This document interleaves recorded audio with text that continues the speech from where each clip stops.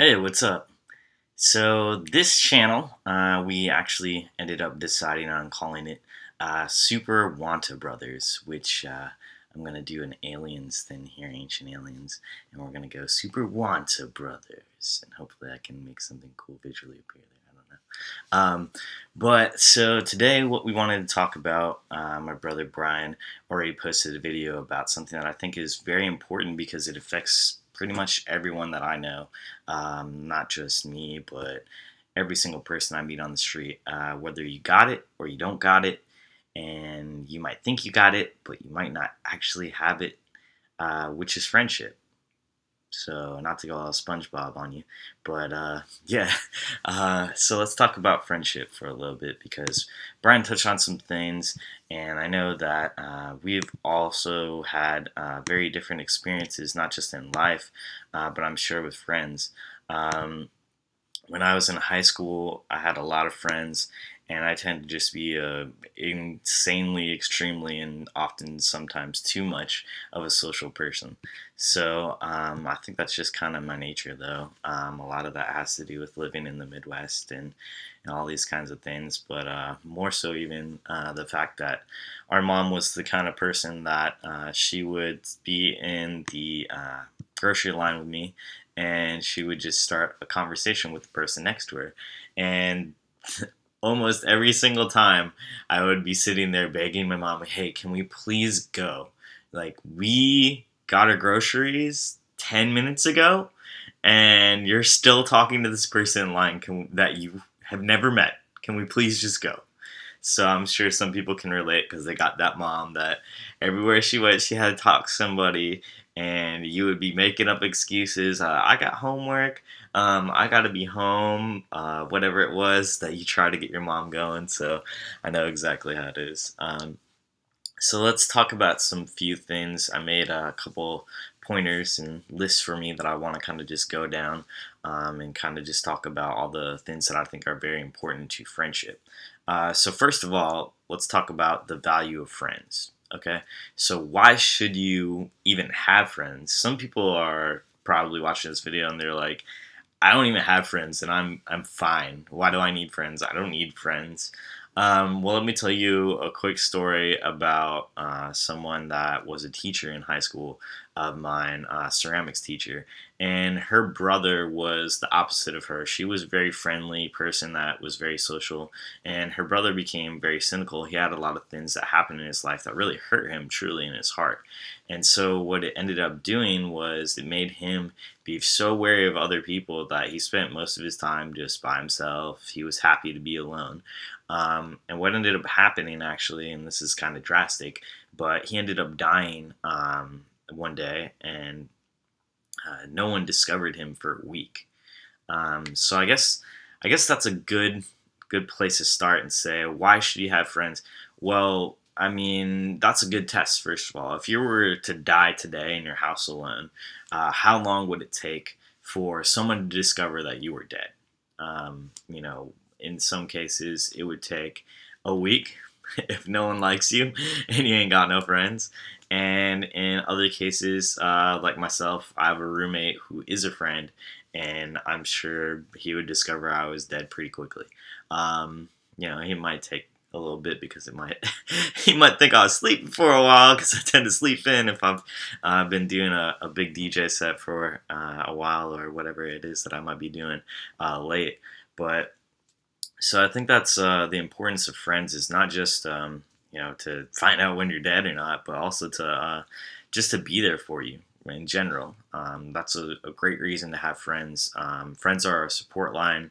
They're a way of you being able to have someone there when you need them, and they're usually at no cost to you. That's the beauty of a true friend there.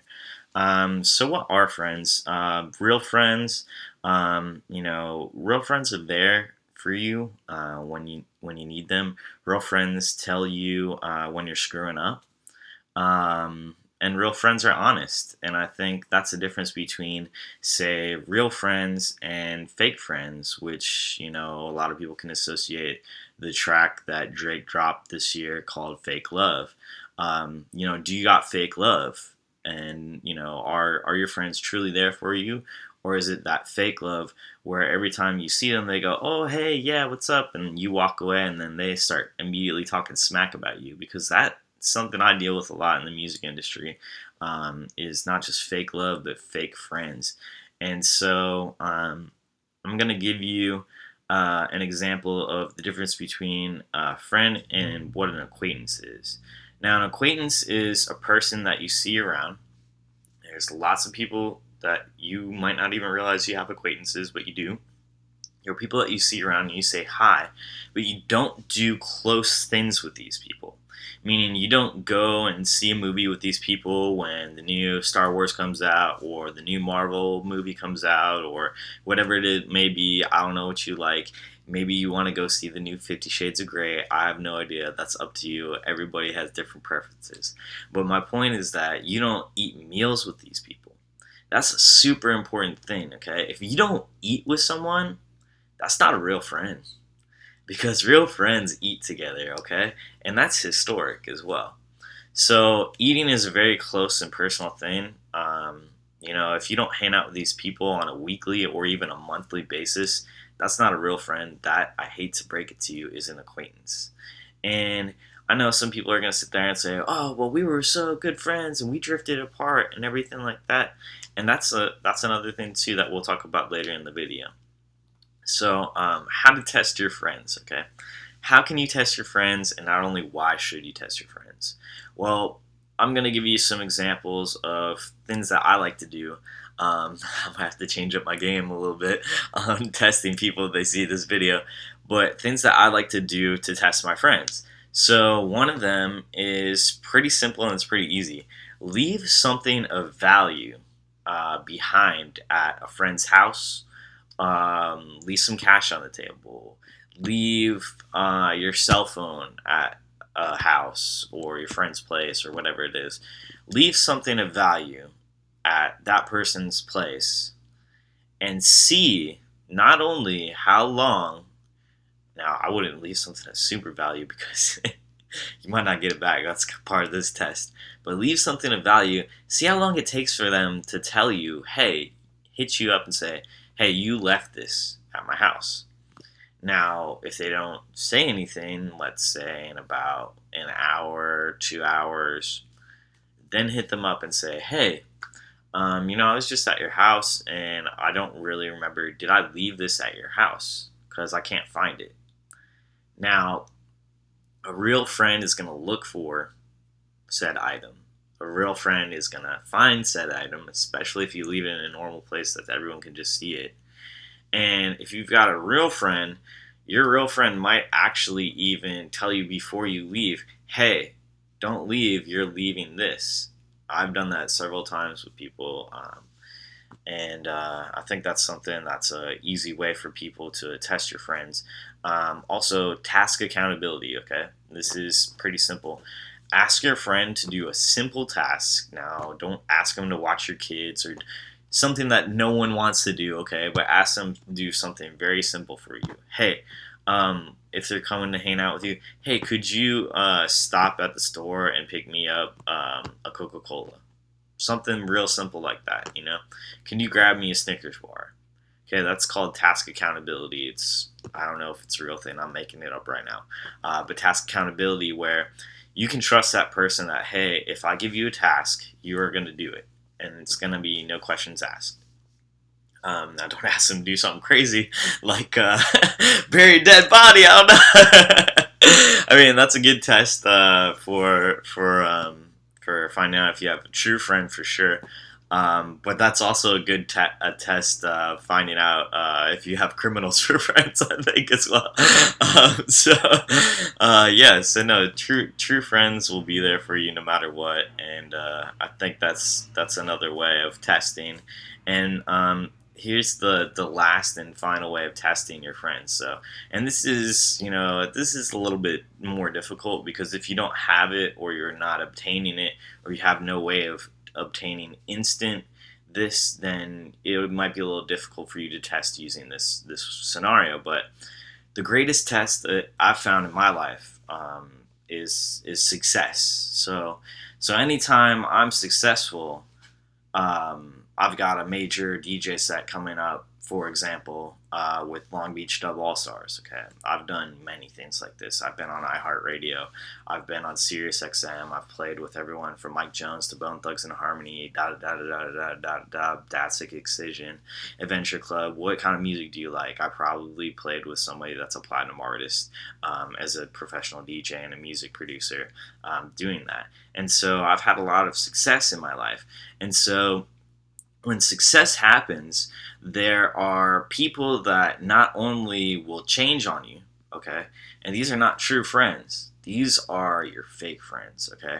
So people that will change on you because you are successful. Because what they do is they see your success, and what they instantly do in their head, and they instantly think, is how can I turn that person's success into my success? And that is not a true friend. That's not a good friend. That's a fake friend. And not just that, but the other scenario is when you do something successful, and we all have friends that drift off in time. That's kind of something I'll talk about later, which is the cycle of friends. Um, they come out of the woodwork. And that happens all the time. All the time that happens, where I'll do something successful and positive and people will see it, and maybe I'll get some notoriety. I've been on the news, I've been in the newspaper, all that stuff. And people will say, "Oh, hey Chris, how's it going? Sorry we haven't talked in a while, but hey, let's be friends again." And that is such a fake friend right there. I hate to break that to you. Might break some hearts there, but that's totally the truth. Um, so now let's talk about how can you test just your acquaintances. Now, what's something that people don't realize is like your acquaintances, the people that you just say hi to and whatever, they might have the potential to be a great friend, but you might be such an idiot that you're overlooking the fact that this person truly has the potential to be a great friend. And so, how can you test acquaintances to see if they would be a good friend in general? First of all, test the waters, okay? So, first, an easy way to do that is to ask to hear hard truth. Ask someone a specific question that you know the answer is truthfully something that you personally or anybody else would not want to hear. So, like, for example, if I ask my friends, "Hey, how's my hairline looking?" It's clearly faded. I'm going a little bald, so I'll be more than happy to just admit that. But if I ask my friend, "Hey, how's my hairline going?" Like, if they were just like, "Oh, it's great, Chris. Your hairline looks fine," and that's not a true friend. If your friend goes, "Dude, I think you're going a little bald up there," that is a real friend. That is an honest friend. That's someone that you can test an acquaintance and say, "Hey, here's this hard to hear truth. I'm gonna ask you this question, and how are you gonna answer it?" Now, another way to do is ask your acquaintance just to do a favor for you. Like I said, something simple. That's the same thing with friends. It goes for both of them. Hey, can you pick me up a candy bar? Hey, could you watch this for a minute while I go and run this errand? Could you do this or that or whatever? Something that is simple, and especially with acquaintance, I wouldn't do something that would be a full trust kind of thing. Like, I wouldn't leave something of value behind. I wouldn't do that with an acquaintance. That's not a good one. But just asking them to do something really small, a small little itty bitty favor for you, and see how they handle it. And then if they pass all those tests, or just one of the tests, I think it's also easy to transition an acquaintance into a friend by then saying and testing the waters and going, "Hey, if you ever want to hang out sometime, I just think you're pretty cool, and we've had some good times together. You want to go grab a bite to eat sometime, or you want to go, ask them to do something that's gonna be fun, that most people like to eat. Like, most people like food, okay? Like, if you ask somebody, "Hey, you want to go get some tacos?" and they say no, I would be wary of that person. Everyone loves tacos. And if they don't like tacos, they must also not like pizza. They probably don't like ice cream or unicorns or puppies or any of the things that I consider making someone a good person. So let's go ahead and just keep going. I'm kind of just shooting down the line, and I think the next thing is example of a good friend. So over the years, I've had a lot of friends. Oh man, I've had so many friends. It's insane. And the reason for that is several reasons. I went to a lot of schools growing up. My mom was a teacher, and she put me in every different school and transferred me in school. And so being someone that I went to like over 10 schools before I was like 10, like it was that bad. Um, so someone that went through that as a child, it made me and it forced me to be able to make friends and to make friends quickly is my whole point about that. And so I want to give you some examples of good friends. Good friends are people that you will see, and that they see your friendship as a 50-50 kind of situation. Okay. And that just doesn't go for friends, but that goes for any relationship. Okay. So the thing that I think is funny as well is so friendships, relationships, all of these end in ship, right? And what happens to ships? Well, ships sail, and that's something that we'll talk about later. But ships sail, and sometimes you need to realize that friendships and relationships, whether they're romantic, whatever they might be, business, etc., there are many different types of relationships, but ships are meant to sail. And friendship, not just friendship, but relationships can be temporary. Now, there are some ships that will never sail, and those are the good ships that you want in your life. And that is my entire point of bringing that analogy up, which is something that I just kind of thought of myself because I was like, oh, that's so weird how it ends in ship, and this makes so much sense. Um, but yeah, so I would say good examples of friends, like I said, are people that see your relationship as 50-50. If you've got a friend, let's say, that every time you hang out, they just want you to come over, or, they want you to do whatever they want to do, that's not a good friend. Someone that sits at their house and is like, well, you can just come over to my house. And you're like, nah, like, you should come over here. And I know we've all had that battle sometimes of, well, I'm real lazy. I don't really want to go anywhere, so you should come over here. No, you should come over here. And so that's a good way. 50-50, Sometimes you should pick what you guys do. Sometimes they should pick what you guys do. It should never be something where someone is in control of the friendship. You don't want captains on a friendship boat, okay? So people that will go the extra mile without you asking them to do it as well. If I was like, hey man, I'm really broke right now. I gotta pay my electric bill. And I get paid on Friday. Could you loan me a little bit of money until that happens, right?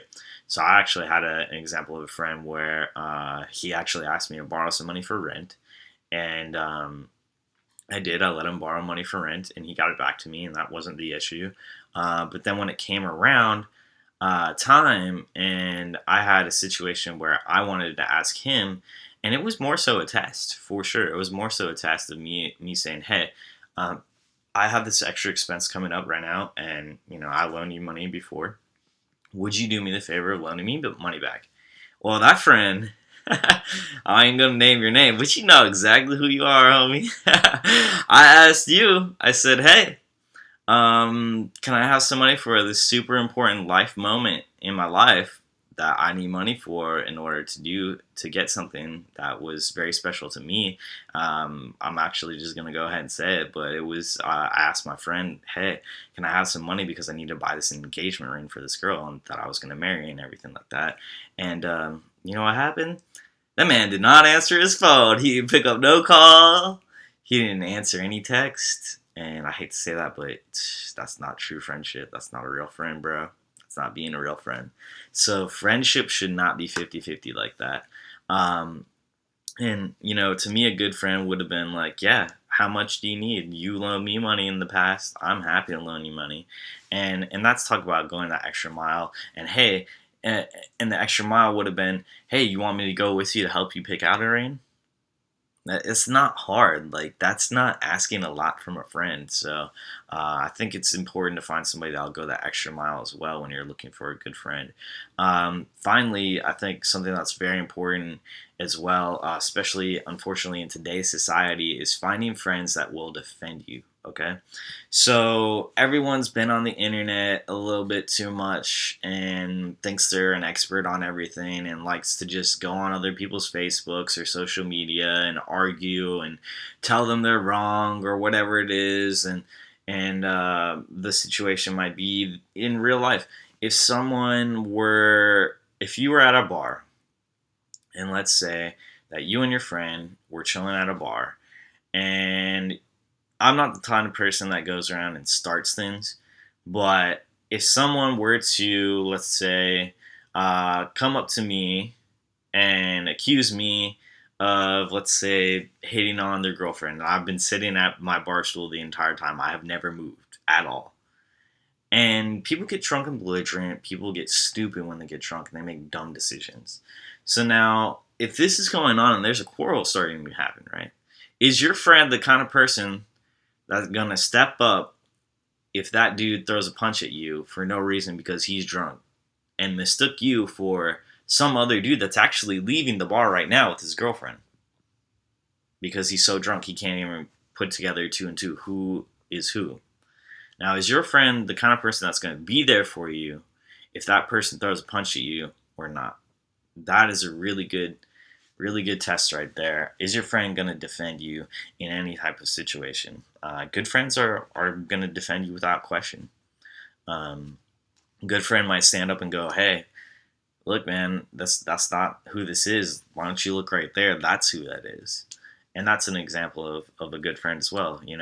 Everything is not solved by violence. Violence only begets more violence. And I think something that a lot of people don't realize is that many of the situations in life can be solved without violence. And that's something that I think a lot of people don't understand is as they grow up, I don't have to kick everyone's ass that ever pisses me off in life. I don't have to punch every idiot that talks smack on me because they're jealous of my accomplishments or because any type of thing in the entire world, whatever it might be. I don't need to punch someone in the face because they called me a name or whatever it is. That's being a grown up, that's being an adult. Part of life is saying, okay, well, you're an idiot and I don't need to be around you because I'm a grown person and I'm mature and I don't have to hang around you. I don't got to sit around you. That's the beauty of being an adult. You don't have to deal with it. Sure, in high school, you had to deal with a lot. You deal with idiots all the time, but when you're grown up, do whatever you want. So, next thing is, how have I been a good friend? Okay, so I'm going to give you a heartfelt example of how I was a good friend. Like Brian said, in his friend Zorro had a bad relationship breakup. Okay.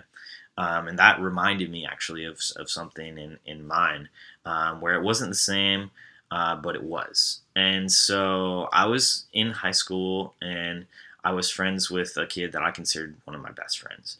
Now, as college went on, I moved to Chicago and I went to Columbia College up there for music business and audio engineering and everything like that. And so what happened was my friend was going through a real depression at the time. And it was about to be spring break. I was about to actually take my spring break, and I was going to go down to. This is how long ago this was. This is when Hurricane Katrina happened, and all the victims. We had been working all year. I've been working with the student body, and this organization called Reach Out at Columbia College, and we would do things like we would go to Northwestern on the weekends. We would go to Soldier Field on the weekends, and we would volunteer our time. And whatever money we made from the concessions, 50% of that would go to our cause. So it was a way of the stadiums getting free labor, and at the same time, we would get a percentage of what we sold. So it was really awesome, positive way of helping each other out. So now my point in that is saying that we were going to basically been doing this all year, and I've been looking forward to this trip all year. And my friend hits me up. I barely have any money at all. This is where this story gets very similar. I barely had any money at all in college. I was real broke, and I had just enough money that I had been saving. I had been saving this money, and it was for the trip. And my friend was going through a really bad depression at the time, and he wanted me to come down to back to Sarasota, Florida, because he wanted to find out if I would come and be there for him because he was thinking about killing himself. And I'm sorry if I get a little choked up there, but that's a very serious issue. My friend was really thinking about killing himself, and to me, it was no questions asked type of situation. I asked him several times. I was like, "Are you sure you really need me? Are you going to be okay?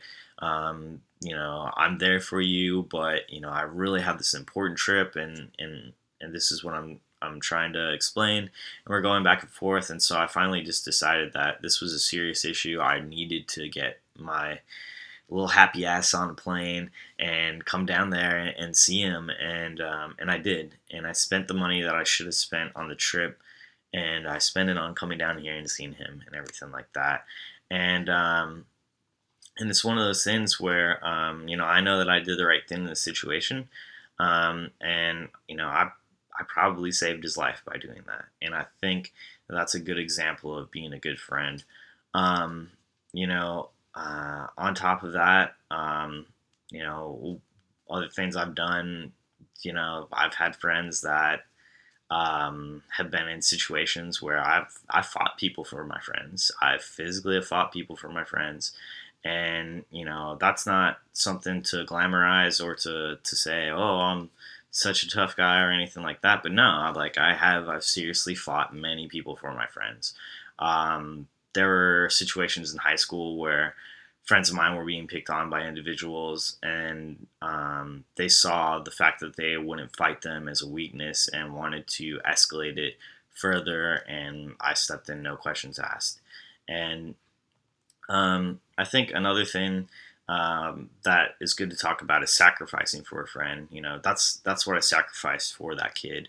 I sacrificed the trip that I will never get back, an experience I'll never get back, for him, and I made sure that he didn't kill himself. But I think that is more valuable than any trip I could have ever gone on, to New Orleans and to help Katrina victims. I mean, there was a lot of outreach for that, so it was still a positive thing, and still all of my money that I helped raise went to bring others down there to do it. So it's not like I really didn't do anything. It's more like I didn't get to see the fruits of my labor kind of situation.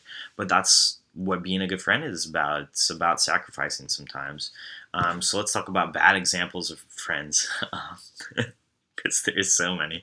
Um, People that want to do none of the work in a friendship. They want you to do all the work. If you guys are throwing a party, you're the one that's picking up everything. You're paying for everything. Paying for everything is a red flag when it comes to friendship. It's also a red flag when it comes to a relationship with a female or a male or whatever it is that you choose. But yeah, seriously, that's a huge red flag there. Um, so people that take advantage of your friendship, like I said, people that would ask me, and people still do this. Like just recently, I had friends ask me, "Hey, can I do this at your show that's gonna be with thousands of people and with a platinum artist? Hey, can I steal the limelight?" It's like, no, like I didn't work super hard the past 10 years so you could just go up and be the show at my show. Like, I'm good. But appreciate you and love you though still, even though you're an idiot. So that's another example. Someone that takes advantage of your friendship. People that have no respect for you or your things. If you go on a road trip with friends, this is a great example. If you go on a road trip with friends and they leave trash in your car, that's a crappy friend. If you have people that come over your house and they bring like a soda bottle and stuff and they just leave it on your living room table, I hate that. That irks me. That irks me so hard. Like, I've worked so hard in my life to get where I've gotten and to earn the things. Anything that I have, I earned. I bought with my own hard-earned money. Like, I didn't grow up in a rich family, so anything that I bought, that means a lot to me. And if you go and you just disrespect it, that is huge to me. That tells me you don't respect me as a person when you leave trash in my car or on my house, like you're on my floor, or you walk up in my house and you don't take your shoes off. Like, that's disrespectful to me. Um, and other people might not see it that way, but I certainly do because I worked real hard for all the things I have. So that's another example of a bad friend. How have I been a bad friend? Man, I've been a terrible friend sometimes. Everybody has. And I think that's something that we all need to admit is that we're not perfect, right? And so one of the things that I like to say is we're all an asshole to someone. And whether you like to admit that or not, you might tell yourself, oh no, I'm a nice person to everyone. That's not true. There's someone somewhere at some point in your life that you were a real jerk to and they didn't deserve it. And that's what I'm trying to explain here is that, um, you know, I've done that in my life. I've been in bad moods and I've snapped on people. I haven't been there for friends when they needed me. Sometimes I put my priorities before, and part of that is about that story that I told you earlier. Now, when that happened and I came down and I was there for my friend, we all hung out. Me, him, and our other friend. Our other friend had a disability. He had MS, and we were all hanging out one night and we were drinking and whatever, and they argue all the time, but it's friendly banter argue, and I never thought of it as anything more than that. Well, the one kid who was going through things that night decided that he was going to physically try and fight our friend with MS. He pushed him on the ground and he wanted to try to fight him, and I stepped in, of course, and I almost knocked my friend out because you don't fight someone with disabilities. That's just insanely screwed up. And on top of that, this kid then tried to say that, like, he tried to turn it on me and try to make me look like a bad person for standing up for my friend with disabilities and try to make it like I started a fight with him. Told everyone in high school that I spit in his face, which never happened, and all these other things. But that's what I'm trying to explain to you is like everyone's been a bad friend at some point in some time for some reason, some way, somehow. You dropped the ball on that friendship. And I don't think that that's something to be ashamed of. Sure, what that kid did is something to be ashamed of. But if you were supposed to babysit your friend's kids and you couldn't make it because something happened, I mean, that's not the end of the world. Like, everybody screws up. And yeah, you did screw up, but it's not the end of the world, you know? So, one of the things that I want to talk about, it's one of the last things I want to talk about because I want to try to wrap this up. I feel like I've been talking a lot because I just had a lot to talk about. But dealing with betrayal. So dealing with someone like that who you think is a good friend. And I know I've seen recently on Facebook someone posted about their friend dating their ex. Okay. That's not a good friend. That's not real friendship. That is messed up. I really believe in my heart that you don't date your friends' exes. I think that's messed up, and I think it's cool that we're talking about this because me and Brian have very different lives right now. Brian, is married and happy and all that stuff, and I'm a single guy still. So we have different situations going on. But if you date my ex, like you're no longer my friend to me. Like goodbye, sorry, but that's whack. So, so I just want to put that out there, and I want to say that. So, um, dealing with that betrayal means you got to cope somehow. So whether you play video games, whether you go hit some balls at the driving range, whether you go work out and get your anger out, whatever it is that's positive that you can cope, and not just cope, but coping is the first step, and the next step is releasing. and letting go of that pain and how you feel. And I think the last step is moving on and being able to have other friendships, new friendships, after having a ship or even a relationship. Let's say moving on is starting a new relationship. Moving on is opening yourself to that again. And so now I'd like to kind of talk about just the thing I was talking about earlier, which is the cycle of friends. Okay, so the cycle of friends is something that happens to all of us, and not just friendships, but all ships. Um, and I think that it's something we all deal with. You have that friend that you're real close with growing up, and you guys spend every day together. Every single day after school, you're hanging out, you're skateboarding, you're going and eating pizza, whatever it is. You're going to go see the new movie together. You're skipping high school to go see Napoleon Dynamite. Uh, you have those good friends, and they drift away, and they either move away or you move away or whatever ends up happening with the shifts of time. And as time expands and goes further, your friendship does this, and it becomes further and further away, and you guys become less close every single day. And eventually, your friendship just might end based on that, and that's okay. And it's something that you have to understand that some friendships and some relationships are going to last forever, but the amount, here's your friendships, okay? And here is the amount of ships that are going to last forever. About that much. Really, truly that much as you can just see my eye. That's how many ships are not going to sail. Because, like I said earlier, ships are made to sail. They're meant to sail. That is what they were created for. So that's how it ends up being. Now you can rekindle friendships, you can rekindle relationships, but in my experience, when ships have been apart for so long, after a certain amount of time, you can try to amend that and bring them back together and make them a fleet, but more than likely it's not going to be an easy rebonding there. It's going to be something that takes time. It's going to take effort. Relationships and friendships and ships all require what? Maintenance. They require you to take care of them. So, ask yourself, have I been taking care of my ships?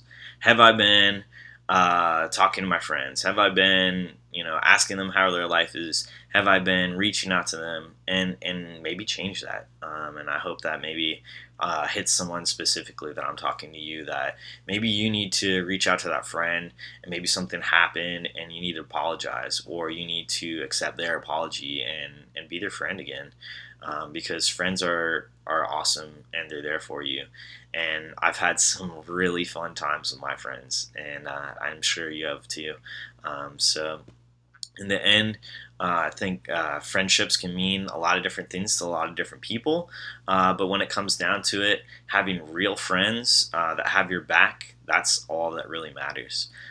So I think that's a good way to end the video. And I wish you all the best.